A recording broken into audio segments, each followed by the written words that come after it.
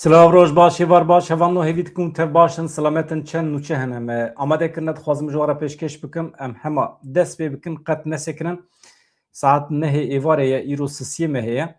Niha me gotibû li Tirkiye hin îşaret hene, Kurd û Tirk li hev nakin. Pêşî weke manşet mixwest ez binivîsînim.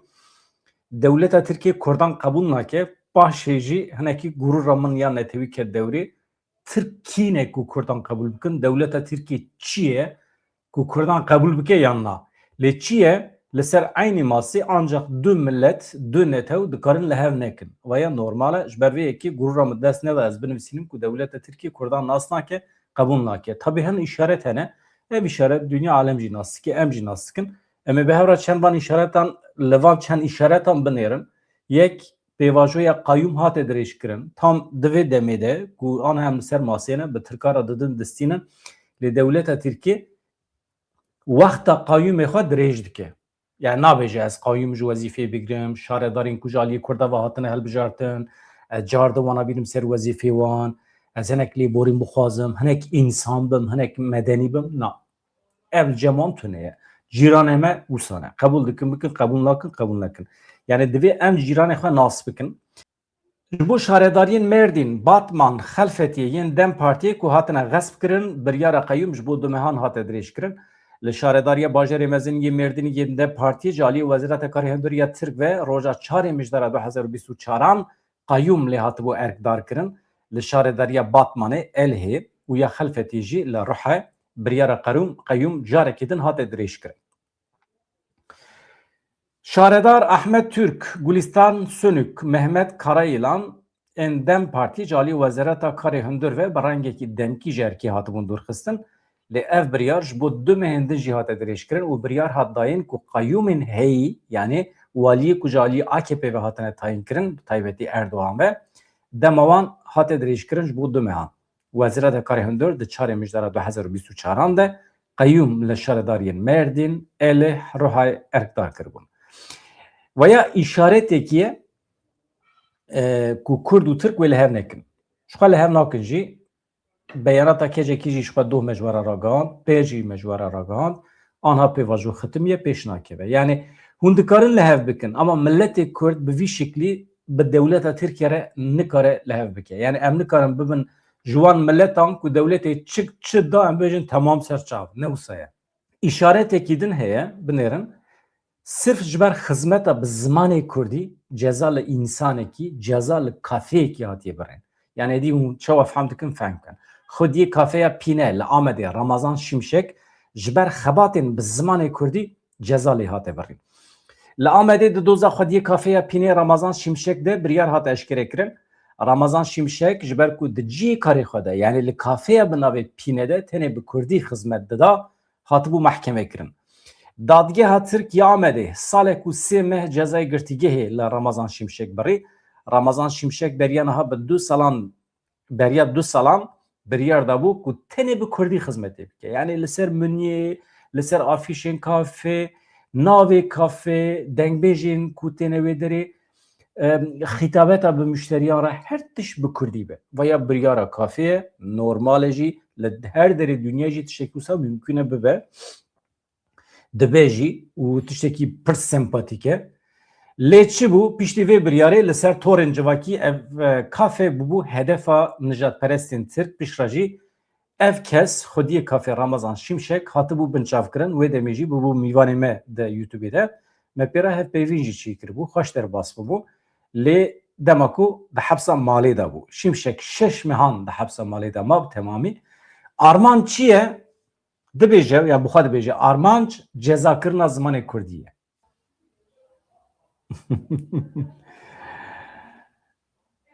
Te şaş fehm kiriye mar bêjar nabe ne? Çêjikê mar bêjar nabe. Ramazan Şimşek dibêje armanc cezakirina xizmeta bi zimanê Kurdî ye. Ev ceza ji destpêkê ve meseleya sereke xizmeta bi Kurdî ye. Dema ez hatim binçavkirin jî ez bi endametiya rêxistinê pêşî hatim sûcbar kirin.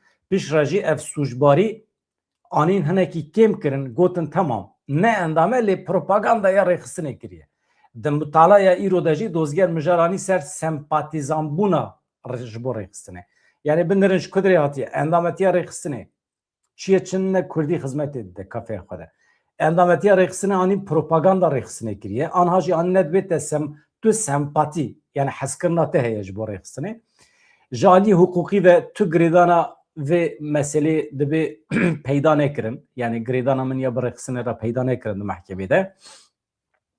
Anîn çi kirin pirtûkên di pirtûkxaneya kafê de wekî bahane nîşandan eşkereyê ku armanca sereke cezakirina xizmeta bi zimanê Kurdî ye.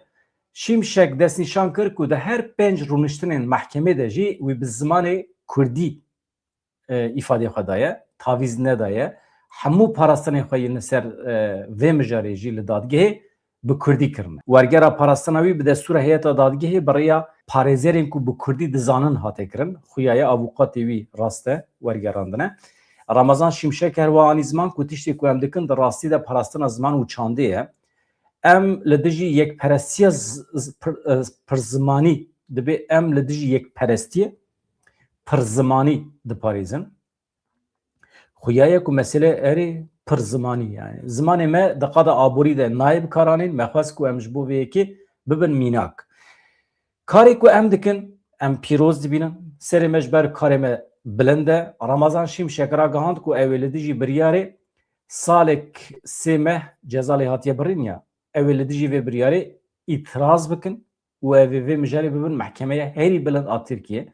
Şimşek her wiha da zanîn ku ew 6 mehên ku di hepsa malê de maye ew ji cezayê wî yê sal û sê mehan were kêm kirin. Di vê rewşê de ew ê parastina zimanê Kurdî bidomîne, ew ê xebatê xwe daîma bi Kurdî bike û bangê raya giştî ya Kurdan jî kir. Dibêje zimanê Kurdî jiyana me ye. Sînorê jiyana me sînorê zimanê me ye. Mirov bi zimanê dayîka xwe ancak xebûna xwe dikare nîşan bide. Piştî vê biryarê em ê bêtir li zimanê xwe xwedî derbikevin divê her Kurd vê êrişê wekî êrişekî li ser xwe bibîne û bêtir xwedî li zimanê xwe derbikeve dibêje Ramazan Şimşek. Hevanno ana binêrin ez ji we re çi dibêjim. Ev gencê Çorumê ku anha vê derê ser ekranê dibînin Deniz Göktaş hûn tev nas dikin ne? Deniz Göktaş hat girtin uzanin qaşo ew jî piştî demekî dirêj hinekî pereke desta çû tetilê lê dema ji tetilê vegeriya hema hate binçav kirin piştre jî mehkeme dereqî wî de biryara girtinê da ana avêtîn zindanê. Çima? Sırf ji bo xelkê Tirkiye bitirsîne. AKP. Sırf ji bo Kurdan bitirsîne. Kî dengê xwe derbixe bitirsîne. Mesele di ser girtina Deniz ra dixwaze tirsê bixe nava milletên din. Komedyen Deniz Göktaş ku ji ber stand-upa xwe hefteyek bû di Rojava Tirkiyeyê bû piştî vêgera xwe ji dervê welêt li Stenbolê hat girtin. Dadgeha Tirk bi hinceta ku suçên cuda kiriye biryar da ku Göktaş were girtin û bişînin zindanê. Tohmetên li ser wî çi ne? Suçê ku qaşo wî kiriye. Ji bilî axaftinê tu tiştekî di nekiriye ha. Stand-upa wî heye di YouTube'a wî de bi milyonan insana temaşe kiriye. Bawer dikim çû 6 milyonî. Min bixwe jî serî heta da wî temaşe kir. Yani tiştekî wisa bikeve çarçove heqaretê min nediye. Tamamen derê we. Dibêje ji Tayyip Erdogan hez nakim. Nodu çara da hatiye dünya. Tayyip Erdogan jî nodu çara da biye şaredarê Stenbolê. Dibe ez wî bi hev re mezin bûn. Qedera me bû yek. û dibe ana qedera me destî wî de. Tene ew e. Tiştek din nabêje yani. Diktatör jî ne suçê hevanno. Yani merû bibêje diktatör jî insanekî re na baweyekî vekirî nabêje diktatör.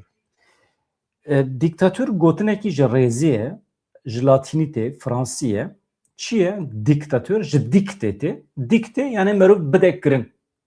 Merûv tiştekî didek kirin. Hatuviya bi zorê jî dikarî bidî kirin, bi hezkirin jî dikarî bidî kirin ama piranî di jargona siyasî de diktatör ew hukmdarên ku tiştekî bi civakê bi darê zorê didin kirin. Rast e ne rast e? Erê rast e. Tamam bu se. Ji bo ya dikte dike. Yani merûv insanekî re bibêje diktatör ew insan dikare bibêje eger te ev imaj dîti be. Eger min imajek daye te ku ez Tirkiye baweke diktatörî birêve dibim, vayekê masiya min e. Halbuki ji min wetirê ez demokrat bûm. Mala te ava te eynel mi girtiye, te nîşanê min daye ku ez diktatör, qaşû ez dişibim diktatora, lê ez ê nîşanê te bidim ku ez ne diktatörüm, aştera sahne, aştera bêdawî tu karî min rexne bikî. Tayyip Erdoğan firsendekî ketibû desta ku îspat bike ku ne diktatör e. Mesela firsend ketibû desta. Dikarî bû gota na xortê me Deniz bila biaxife, Denîz Göktaş bila serbest biaxife, bila min rexne bike, qet ne mesele ye. Axaftin xweş e. Merov bi rexnekirinê mezin dibe. Civak bi rexnekirinê, xwe rexnekirinê mezin dibe. Dikarî bû. Ama ji ber ku ev rêveberên dewleta Tirkiye süper ehmeqin, yan jî belkî jî ne ehmeqin, belkî jî rastiya wan e. Welhasıl niha suçê Deniz Göktaş çi ye? Göktaş piştî ev stand-upa xwe ya bi navê Ölü Deniz li seranserê Tirkiye bû rojeva sereke. Dadgehê bi sûcbariya ku heqaret li ser hikûmet Tayyip Erdoğan kiriye û nirxên olî bin pê kiriye biryara girtina wî da Göktaş bi taybetî piştî stand-upa xwe li Harbiyê gelekî hatibû axaftin. Hatta Selahattin Demirtaş tî bi rêya parêzerê xwe ji girtîgehê ji bo wî nameyekî şandibû, wî jî hinek mîzah kiribû. Li balafirgehê çawa hate girtin, Deniz Göktaş yek ji wan komedyanan e ku van demên da wî eleqeyekê zêde li ser wî çêbû, stand-upa wî ya da wî ji alî milyonan kesî ve hatibû temaşekirin. Ji xwe neda tu derekî tenê di YouTube'a xwe de parvekir. Göktaş di nîşandana xwe ya polîtîk de bi zimanê mîzahî rexne li hemû derdorên siyasî jî digirt, li CHP jî. Göktaş dema ku ji Avrupayê vegeriya li balafirgeha Stenbolê hate desteserkirin. Dibêje hevalî wî dibêje Barış Atay wekîlê mêberî bû. Dibêje Deniz tiştê ku diviya bû bikira kir. Çalakiyeke polîtîke tiştek ku wî kiriye lê belê eger tevî ku ev pergal her tim îfşa dibe em li hemberî wê hêrs nabin divê em li xwe vegerin. Çima em rê didin ku îxtidar bikaribe wisa me bawekî wisa hêsan bavece zîndanê. Em dizanin ku desilat çi ye lê divê em vê yekê zelal bikin ka em çi dikarin bikin li hemberî wê. Piştgiriya li ber dadgehê kî hebû? Kiliçdaroglu jî hebû hevalna. Piştî ku Göktaş sewqê dadgehê hate kirin, hejmara zêde ya piştgirên partiyên siyasî li ber dadgehê kom bûn, ji gelek partiyan gelek parlamenter jî li dadgehê amade bûn. Serokê berê CHP Kemal Kılıçdaroğlu bi eynî sedemê li dadgehê bû. Dadgehê rexneyên mîzahî yên Göktaş wekî heqareta li hember serokkomar nirxand, wekî heqareta li qîmet û nirxên olî nirxand û biryara girtinê da. Göktaş niha di zîndanê de ye. Ew qas. Tamam. Yani parasına xwe jî dike, tiştî ku me got wisa ew jî divê çarşivê de dibêje, divê heqaret meqaret tune ye, ji xwe re axivîme yani. Türkiye'k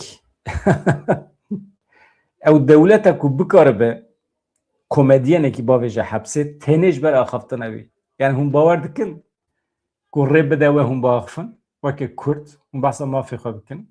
Na. Yani şansê te muxalefetê li Tirkiye tune ye. Ji ber vê yekê ew jî îşaretekî ye ku em dibînin Kurd û Tirk li hev nakin. Yani Tirkiye Kurdan tune bihesibîne ji xwe ew meselekî ye. Nêçîrvan Barzanî li Îranê ye, Serokê Herêma Kurdistanê di çarçoveya serdana xwe ya Tehranê de bi Serokkomarê Îranê Mesûd Pezeshkiyan re civiya li gorî daxuyaniya Serokatî Herêma Kurdistanê civînên Nêçîrvan Barzanî yên bi berpirsên Îranê re îro pêk hatin û di domê jî Serokê Herêma Kurdistanê Nêçîrvan Barzanî û şandeya pê re ji bo beşdariya merasîma veşartina termê rêberê berê Komara İslamî ya Îranê Elî Xamenei îro înê gihîşt Tehranê. Li gorî medya Îranê Nêçîrvan Barzanî di çarçoveya serdana xwe ya bi Serokkomarê Îranê Mesûd Pezeshkiyan re li wê derê pê re hevdîtinekî pêkanî Barzanî li ser hesabê xwe Xê jî di derbarê civîna xwe de hinek beyanat da dibêje ez kêfxweşim ku vê sibê li Tehranê min Serokkomar Mesûd Pezeshkiyan dît pê re hin mijarên li ser herêma me pê re axivîm me li ser rêyên xortkirina tekîliyên di navbera Herêma Kurdistanê Îranê de guftûgû kir bi taybetî jî li ser berfirehkirina hevkariya ekonomik, aburi, peşxistina wan peywendiyên dîrokî, peywendiyên çandî, cîrantî divê miletê me bi salan e bi hev re dijî em mecbûrin tekîlê xwe germ bikirin bi Îranê re. Serokê Herêma Kurdistanê beriya civîna bi bizîşkiyan re bi Wezîrê Karê Derve Iraqê Abbas Araxçî re jî civiya. Li gorî daxuyaniya Serokatî Herêma Kurdistanê ya li ser civîna Nêçîrvan Barzanî û Eraxçî di hevdîtinê de çi hatiye axaftin, duê derê de jî peywendiyên Iraqê Herêma Kurdistanê ew vana tabii beyanatên fermî ne muhakkak pir tiştê din jî hatine axaftin belkî jî na belkî jî tenê merasima cenazeye her du alî li ser pêşxistinên hevkarî û hevahengiya hevbeşa xifîne di beşekî din de hate destnîşankirin ku Nêçîrvan Barzanî û Abbas Araxçî balkişandine ser rawestandina şerê Îranê ê bi Amerîka û İsraîlê re û her wiha bu yerên dawî yên li herêmê. Wekî din di civînê de çi hatiye axaftin tenê ev mijarin Nêçîrvan Barzanî paşê di dorê de hem berpirsên din ên Îranê re hevdîtin pêkaniye yek ji wan jî Mihemed Baqîr Qalî ye Qalîbaf Serokê Parlamentoya Îranê Mihemed Baqîr Qalîbaf bû re jî civiya. Wekî din ev merasima cenazê ji xwe ya Elî Xamaneyê 28 Sibatê di keliyê yekem yên destpêkirina şerê Amerîka İsraîlê yê li dijî Îranê de hatibû kuştin. Ana kurê wî ketiye şûnawî. Fehm nakim serokkomarekî wextê dimire yan jî rêberê olî dimire çawa kurê wî dikeve şûnawî ma dewlet qeliya ye ma însanên rêvebir alim koka wan qeliya ye yani tenê kurê wî dikare were şûnawî. Ecêb e yani bixwe eyb e yani. Li welatekî de ma însanekî rêvebir kurê xwe dixe şûna xwe diktatör. Xameneî di bombebarana li ser ofîsa wî ya li Tehranê de hate kuştin. Di wê êrişê de hejmarekî ji endamên malbata wî û fermandarên derdora wî jî hatibûn kuştin. Di vê naberê de em pê hesiyan ku Nêçîrvan Barzanî çawa çûye Îranê Kuba Talibanî jî çûye Enqerê. Xêr e ya çi digerin wan dere ya hecê. Kuba Talibanî hûn zanin aniha wezîfa wî misyona wî tam çi ye ne diyare ji ber ku parlamento avanê biye li Başûrê Kurdistanê alîkarê û Serokwezîrê Kurdistanê ye. Çûye bi haka fîdan re Wezîrê Karê Derve Tirkiye re hevdîtin pêkaniye. Ew qase. Em nizanin çi têde heye. Malawaya va silav rêz ji wara jî gelek spas dikim. Li dijî Kurdên Rojhilatê dibêjî lîstikekî qirêj heye. Li dijî kîjan Kurdî lîstikekî qirêj tunekî? Her derê heye. Kurd jî divêdî lîstik çêbikin hem ji bo xwe û hem jî li hember dijminên xwe. Serokê Dewletên Yekbûyî yên Amerîkayê Donald Trump carekê din rexne li hevpeymaniya NATOyê kir. Donald Trump diyar kir ku Dewletên Yekbûyî yên Amerîkayê ji her welatê bêtir pereyan li NATOyê xerç dike û xerç kiriye. Trump destnîşan kir ku ne mantiqî ye ku Amerîka vê nizîkatiya yekalî û bê beramberî ya alîkariya NATOyê bidomîne. Em alîkarî didin NATOyê ama bê berdê weya wisa nabe. Yani parekî ciddî dixwaze hatta dixwaze ku welatên endamên NATOyê di şerê ku Amerîka dide destpêkirin de piştgirî bide wan. Wekê numune şerê Îranê de ji ber vê Amerîka ji welatên Ewropayê nerazî ye. Çima di şerê li Îranê de destekek vekirî ne de Amerîkayê. Civîna NATOyê di navbera rojên 7-8 Tîrmeyê de li Tirkiye li Enqerê tê li derxistin. Dem û wexta vê beyanata Donald Trump gelekî balkêş e. Çima? Çünkü beriya civîna NATOyê ya plankiriye ev hatiye plankirin ku rojên 7-8 Tîrmehê yani piştî 5 rojên din li paytexta Tirkiye Enqerê civîna NATOyê were li derxistin. Di derbarê vê yekî de Sekreterê Giştî yê NATOyê Mark Rutte daxuyaniyekî daye. Rutte diyar kir ku civîna bilind ya ku wê were li derxistin wê girêdana welatên NATOyê ya zêdekirina lêçûnên parastinê ji bo astenkirina her êrişekî muhtemel a Rusyayê nîşan dide. Yani çi tedbîr îcab dike li hember Rusya ji bo parastinê dibe em mecbûr ma tedbîran bigirin. Peymanên çekan em bi 10 milyar dolaran wê werin îmzêkirin. Yani ev planekî ye. Di aynı çerçevede jî Kanada'ya eşkere kir ku ew dixwaze bi hevkariya nêzîkî 10 welatên avakerê NATOyê di dema lûtkeya NATOyê de avakirina bankeke parastina cîhanî ragihîne. Yani NATO di nava xwe de welatên NATOyê hewzekî çêdikin weke bankeyekî ji bo parastina cîhanî. Ev yek ji aliyê Serokwezîrê Kanadayê Mark Carney ve hate ragihandin. Hevan em derbasî Sûriyê dibin, ew qas NATO bes e. Niha li Sûriyê siber roja me netariye, siber roja me roniye hevan no.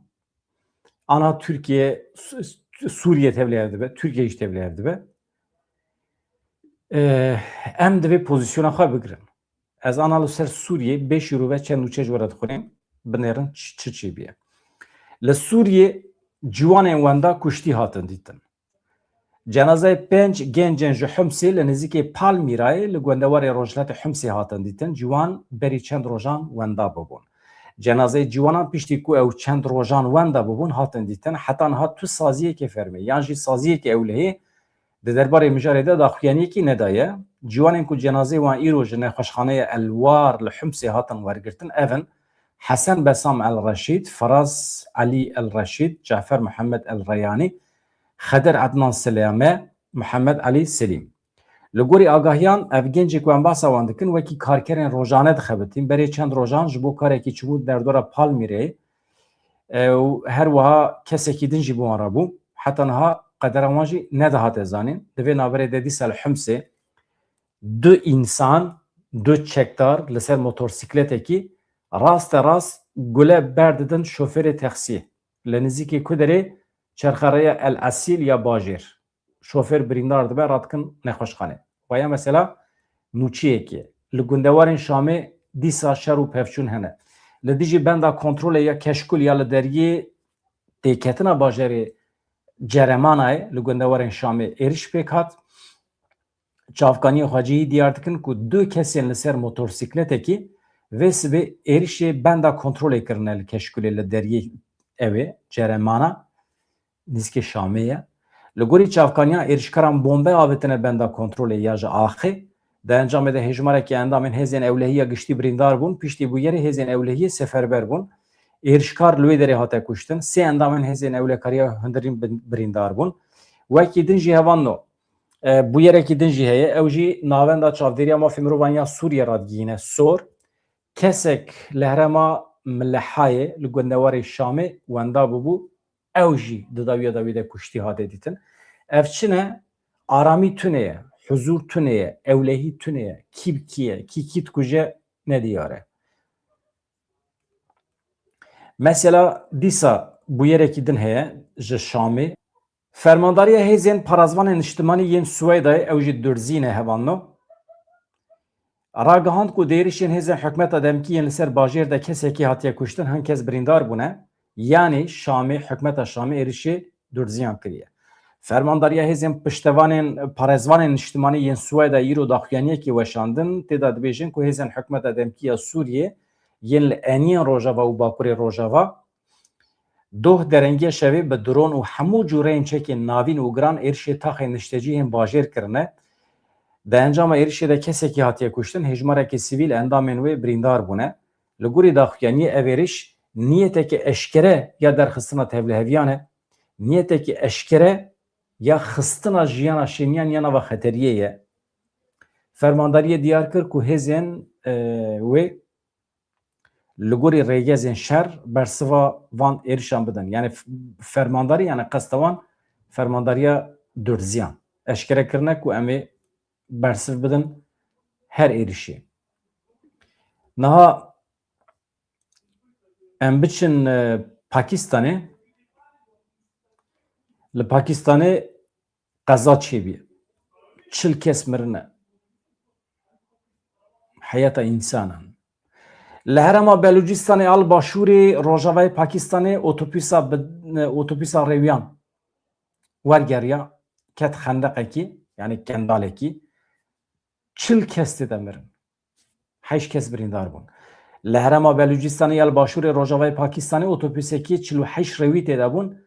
di xendaqeke Kurd wergeriya rayadaran da zanîn ku di encamê de 40 kes mirine 8 kes birîndar bûne. Çavkaniyan da zanîn ku otobüs ji paytexta Belûcistanê Koytayê ber bi İslamabadê ve birêket bû. Sedema qezayê nayê zanîn. Sedema qezayê çi ye? Rêyên wê derê ser û çiya dir. Hakikaten videoya da mirov temaşet mirov tirse ya. İşte du otobüs ber hevra derbas bin. Yani acayip yani. Ekibin enkazan hatine ve deri dest bırakırına kurbaniyan kırına brindar bırakın nexweşxanê falan û bêvan di derbarê bûyerê de lêkolîn dest pê kiriye. Lêkolîna çi dî dest pê kirin? Yani rê ne başin yani. Dewletên wan dera hemî perê xwe bütçe xwe dixin parastinê û çek û silah digirin û tu xizmetekî tu ne? Çöp, möp, nava kolanan tijiye ya o pergal tu ne ya? Hevan no binêrin. Li vê dîmenê binêrin.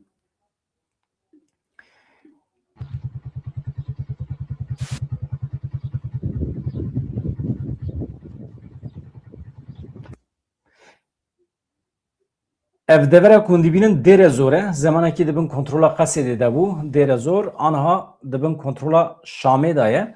Lê xuya ye hêzên Şamê ev der teslîmê hevalê xwe kirine Daîş, ji ber ku ev ala wan e, li dêre zorê li ba dibe. We got erê. Bajarokê Zebarê ê gundewerê Rojhilatê dêre zorê ala Daişê û nivîsên ku pesnê Daişê didin hatin belavkirin. Ev dîmenê ku me ana parvê kirin ala çeteyên Daişê li pêşiya dibistanekî bajarokê Zebarî xuya dike. Gundewerê Rojhilatê dêre zorê ye.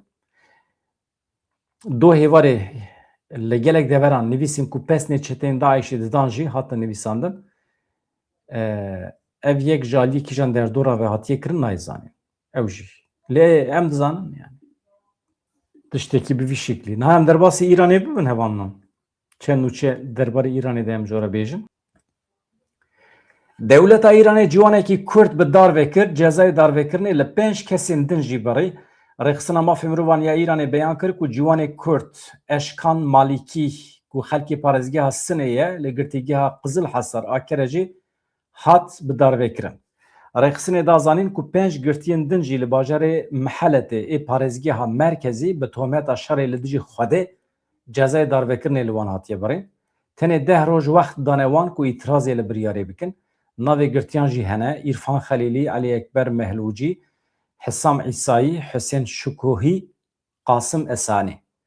Tora belgekirina mafê mirovan a Belûcistanê ragihan ku di 6 mehên borî de 92 welatî bi guleyên rastî hêzên ewlehiya Îranê yan jî ji ber teqînên mayînan jiyana xwe ji dest dane. Di nava qurbaniyan de 11 zarok hene û gelek jin jî hene. Zêdetirî 434 welatiyên Belûcî hatin binçavkirin. Ev jî li eyaleta Belûcistanê ye. Niha nûçeya di derbarê pejekê de ji were ragihînim hevalno. Rêxistina pejekê tekildarê bûyerên dawî yên li Îranê de daxuyaniyek da got xwe parastin mafekî jê nevegere. Dibêje komara Îranê ya İslamî şûrê xwe ji bo tundkirina tepsandin, xeniqandin, herî zêde milîtarîzekirina Kurdistanê tûş kiriye. Di rewşekê wiha de em pêwîst dibînin ku raya giştî ji helwestên bingehîn ê partiya me di vê qonaxê de agahdar bikin. Rêz kiriye yek bi yek. Ka min derin pejek çi dibêje. Yek. Di çarçoveya mafê parastina rewa de bi duruşmeya berxwedan jiyanê em li pêşberî her cûre avêtina ser û êrişeke tepsandker komkujane em li hember bisekinin. Parastina xwe û gelê xwe weke mafekî xwezayî û jê neveger bizanibin. Du. Bi mebesta eşkerekirin û pûşkirina îdayên bê bingehiyên rejimê yên di derbarê girtina girêdana tevgera Azadîxwaziya Kurdistanê bi dewletên derve re ji bo eşkerekirina belgeyên bê bingehên Komara İslamî em ra digihînin ku tekuşîna partiya me pabendî serxwebûna fikrî kiryarî ye wê bi koka xwe ya bingehîn vê girêdayî be. Yani pejak pêwîstî dîtiye ku bersi bide Îranê ku dibêje tekiliya tevgera Kurdan bi dewletên derve re heye. Pejak dibêje na tiştekî wisa tune ye. Yani çima pêdivî dibîne bersi bide Îranê. Sisê hêzên gerîlayên partiya me di tevahiya vê demê de di pozisyona parastina rewa de bûne, ne di pozisyona êrişê de ne. Em radigihînin ku tevî parastina mafê xwe parastinê, em vê rewşê diparêzin, ne alîgirê berfirehbûna şerekî giştîgir li navçeyê ne, ji ber ku em di wê baweriyê de ne ku Komara Îslamî hewldanê dide bi hinceta şer kiryarên xwe ên zordar ên navxweyî rewa bike. Mesela berê di serê min de ma ya. Ez vê car de bixwînim. Neket serê min. Bi mebesta eşkerekirin û pûşkirina îddiayên bêbingehiyên rejîmê yên di derbarê girêdana tevgera Azadîxwaziya Kurdistanê bi dewletên derve re. û ji bo eşkerekirina belgeyên bêbingehên Komara Îslamî em radigihînin ku tekoşîna partiya me pabendê serxwebûna fikrî, kiryariyê wê bi koka xwe ya bingehîn vegirê daye be. We çi fehm kir? Yani eger bibêje tekiliya me bi dervara tune ye, vaya ecêb e çima ji ber ku tevgera Azadîxwaziya Kurdistanê heta dawî divê dîplomasî bike. Divê bi dewletên derve bide bistîne. İsraîl dibe, Amerîka dibe. Yani ez babam min dinivîsand ji bo menfaetê milletê me kîjan dewlet, kîjan millet, kîjan welat dibe bila bibe, kîjan hêz û quwet em bi wan re didin distînin û em hesab nadin tu dewletekî jî. Her tişt ji bo menfaeta milletê me ye. Hele hele dewleta kujeriya Îranê em tu hesab nadin wan. Normal gerek wisa biya ama belkî jî wisa em mifhem nekiriye. Çar êrişên rejîmê yên li dijî gerîlayên Azadiya Kurdistanê, êrişên li dijî pêşmergeyên Hizbî Demokratîk Kurdistana Îranê û êrişên li dijî milletê me em bi tundî şermezar dikin, van kiryaran weke mînakekî eşkere ya terorîzma dewletê dizanin. Bi vê bonê sersaxiyê ji malbatê hevalê xwe yên şehîd re dixwazin li Mohabadê hemû welatparêzan re. Pabendbûna xwe yani girêdana xwe bi rêbaza armancê bilind ên şehîdên xwe diyar dikin. Her wiha hevxemgiya xwe em pêşkêşî malbata pêşmergeyên şehîd ên Hizbî Demokratîk Kurdistanê ên hevalên wan ên enyan dikin. 5. Komara Îslamî ji bo bêdenkirina civakê destê xayîn û sîxurên xwe ji bo êş, heqaret û komkujiya li hembergelê me vekirî hiştiye. Ev kiryar beşek ji siyaseta tirsandinê ya rejîmê û wêneya rastîn a terorîzmê ne. Qetilkirina cîwanê bêguneh ê Mohabadî, Şiyaweş Elek, Siyaweş Elek, kiryareke terorîstî ye, beşek ji wê tundiya sîstematîk ya dewletê ya li dijî civaka me ye, tevî sersaxiya ji bo malbata navborî û xelkên niştimanperwer ê Mohabadê û Kurdistanê em vê êrişa hovane weke êrişeke li ser hebûna xwe û weke êrişeke li ser milletê xwe dizanin, xwedî derketina xwe ya tam ya ji bo cîwanê canbexşkirî û xelkê Mohabadê re radigihînin. Milletê me yên niştimanperwer û hîşyar li pêşberî van êrişan xwedî helwest dibe, bêzariya xwe ji siyasetên rejîmê û kiryarên sîxur û xayînan nîşan dide, bêguman li hember van kiryarên tije tundî gelê me teslîm nabe, tam berova jî wê milletê me wê hişyar be, li pêşberî van zextan xwe bêtir bi rêxistin bike, ji bo berxwedaneke bihêztir bi rê bikeve, em di nava xebatan de ye. Zelal û eşkere ye ku bi berxwedana xwe weke zarokên vî milletî tekoşer, bi rêxistin bûn, şiyarî û yeketî em ê tevahiya planên desthilata dîktatûr pûç bikin. Yani ji aliyek ve kiryarên dewleta Îranê weke kiryarên terorîstî dibîne, dewletekî dîktatûr dibîne, ama li hember vî dewletê jî normal dikare bibêje ez azadim di pêşxistina tekiliyê xwe yê welatê derve re. Niha em derbasî Rojavayê Kurdistanê dibin hevanno, hereke ez wextê li civîna temaşe dikim hevanno. Civînên me ê li Amedê jî, ê li Rojava jî, ez pir dixwazim di nava wan da genç hebin. Çünkü ev civak civaka gencan e. Hakikaten ya. İnsanekî heftê salê xwe temam kiribe, dikare weke şêwirmend bimîne, Li di siyasetê de wextê ku xwedî bandor be mîna yani li her derê dünyayê mîna Donald Trump dibe, Tayyip Erdoğan dibe. Tayyip Erdoğan gişt heftê salî ya nizanim. Senekî heftê salî tijî kir dibe ciyê xwe dî ji genca re bêne ji ber ku heyatiya gencan e. İnsanekî heftê salî herî zêde 10 sal emrî wê heye ew jî dibe yani merhemetê hêvî bike ji genca. Ji ber ku bi xwe heta heftê salî dî tiştekî ji destî wî nehatiye. Çi kiriye heta Xwedê jê razî be bes e yani. Lê di civînan de ji ber vê yekê mirov tim wisa çavê mirovan li cîwanan digere. Çünkü jiyan ya cîwana ye. Ew divê qedera xwe bi xwe tayin bikin. Yani genç qedera xwe bi xwe tayin bikin. Sibe roja 5 salan, 6 salan ya cîwanan ji alî îxtiyaran ve divê ney tayin kirin. Ya rast nabînim, nizanim. Fikra hûn jî fikra xwe bibêjin. İnsanekî ku 2-3 salê din mirov zane dimire. Çima di derbarê heftê salên pêşiya me de biryar bide? Yani çawa mümkün e yani. Heqê wî tune ki. Yani heqê min jî tune ye. Ama insanekî 20 salî, 25 salî ew bila biryara xwe bide. Jiyanekî çawa, cîhanekî çawa dixwaze. Rast e ne rast e?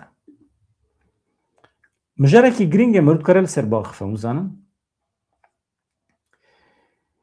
Hevgirtina Rewşenbîrên Rojavayê Kurdistanê HRRK semînerekî bi sernavê li Qamişloyê Cihû organîze kir. Di semînerê de hejmareka Rewşenbîr û nivîskar amade bûn. Semîner li navenda HRRK bi deqeyekê rêzgirtina ji bo bîranîna şehîdan dest pê kir. Piştre jî nivîskar Faris Osman semîner birêve bir. Osman hebûna dîrokî ya milletê Cihû hatina wana yekemîn ya ber bi Qamişloyê ve vê got. Osman anî ziman ku di sala 1926 de malbatên yekemîn yên Cihûyan ji Nisêbînê ji Zaxoyê Başûrê Kurdistanê hatine derbasî Qamişloyê bûne û navendên bazirganiyê wekî Sûka Ezrayê û weke dêra Nehûm Şîî Ebdullahê û dikanên cûr be cûr ava kirine. Faris Osman dibêje dewleta Fransî dema ku di Sûriyê de bû Cihû teşwîq dikirin ku werin herêmê. Her wiha anî ziman ku di sala 1943 de hejmara Cihûyan ê ku hatin Qamişloyê gihîşt heta 4000 jê.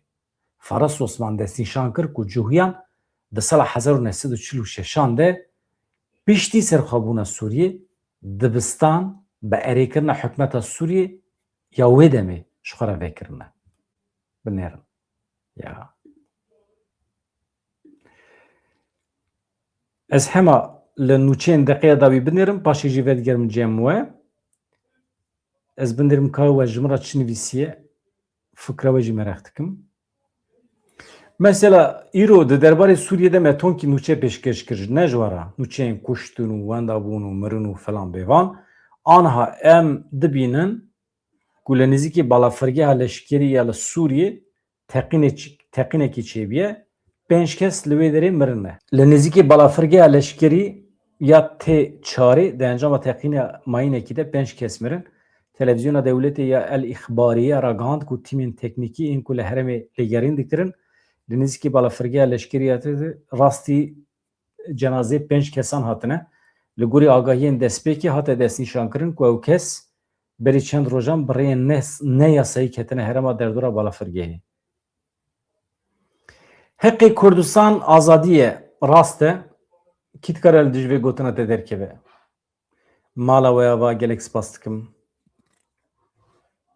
Hevalê ku nebûne abûne ji kerema xwe re hûn dikarin bibin abûne. Wan rojan hejmara abûne pir kêm e.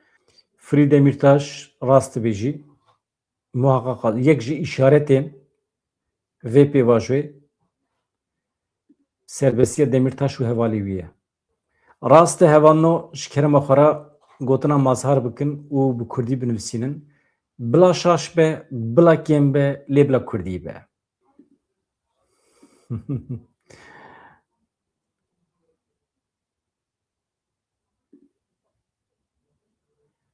Rast e. Bala welê herkes Kurdî dinivîsîne ha. Pir xweş e. Ecêb xweş e.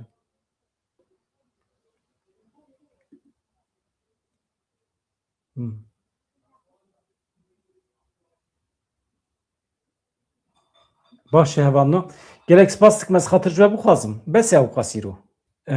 Dê bi xatirê we silav rêz hevanna. Dem baş.